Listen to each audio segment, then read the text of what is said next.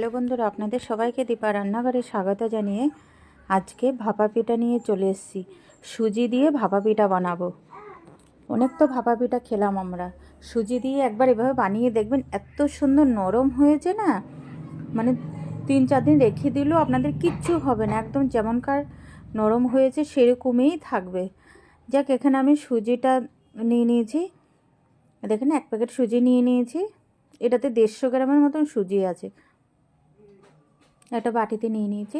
আর এদিকে কড়াইতে আমি জল বসিয়ে দিয়েছি গরম, জলটা গরম হয়ে গেছে, পরিমাণ মতন লবণ দিয়ে দিয়েছি, আর দিয়েছি এলাচের গুঁড়ো। এলাচের গুঁড়ো না থাকলে আপনারা তেমনি থেতো করেও দিতে পারেন।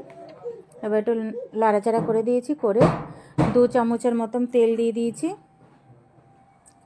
তেলটা দিয়ে সুজিটা দেবো।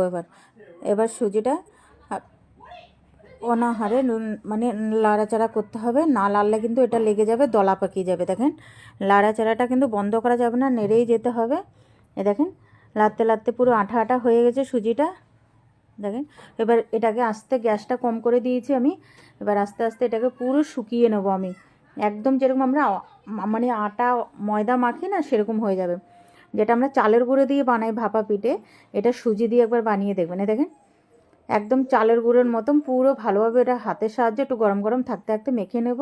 আর এদিকে নারকেলের পুরটা আমার হয়ে গেছে, দেখেন এটা মাখা হয়ে গেছে। এবার ছোট ছোট গোলা নিয়ে নেব, যেরকম লুচি করি ওরকম সাইজের গোলা নেব। বেশি মোটা নিলে কিন্তু ভালো লাগবে না খেতে। গোলাটাকে একটু মানে বাটির মতন লম্বা করে নিচ্ছি, লম্বা করে এবার পুরটা দিয়ে দেবো লম্বা করে। দেখেন পুরটা দিয়ে দিয়েছি। একদম সহজ পদ্ধতিতে কম সময়তে পিঠের রেসিপি এটা, সুজি দিয়ে ভাপা পিঠে, খুব সুন্দর হয়, খেতেও খুব সুন্দর হয়েছে। আপনারা আপনাদের মতন ডিজাইন দিয়ে দেবেন। আমি একটু, যাতে এটা সুজির ভাপা পুলি পিঠে, আমি একটু লম্বা লম্বা ডিজাইন দিয়েছি। আর চামচ দিয়ে দেখেন, দেখেন চামচ দিয়ে 4-5টা একটু মানে কাটা চামচের সামনেটা দিয়ে দেখেন একটা লম্বা লম্বা ডিজাইন দিয়েছি। এবার হাতের সাহায্যে একটু এই যে একটু এভাবে ডিজাইন করে দেবো, খুব সুন্দর ডিজাইনটা। আর একদম মানে সহজ ডিজাইন, এটা যে কোনো সবাই পারবো আমরা করতে। দেখেন কি সুন্দর না? সব কটা পিঠে আমি এভাবে বানিয়ে নেবো। দেখেন, এই যে বানিয়ে নিয়েছি, খেতে কিন্তু দারুণ হয়। চালের গুঁড়া দিয়ে না করে আপনারা সুজি দিয়ে করবেন, খুব ভালো।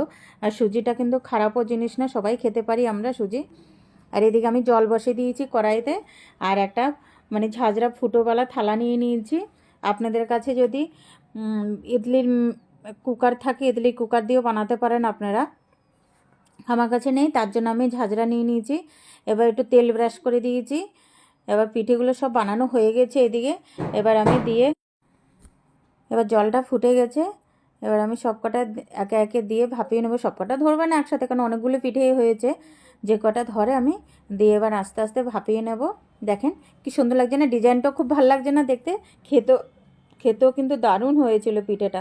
আপনারা একবার হলেও এটা ট্রাই করবেন শীতের দিন। আর শীতের দিনে জানেন তো পিঠে খেতে খুব ভালো লাগে। এই দেখেন হয়ে গেছে, নামিয়ে দিয়েছি। 15 মিনিটের মতন ভাপিয়ে নিয়েছিলাম। এই দেখেন, আপনাদেরকে পরিবেশন করে দেখাচ্ছি, খুব ভালো হয়েছিল, খেতেও দারুণ।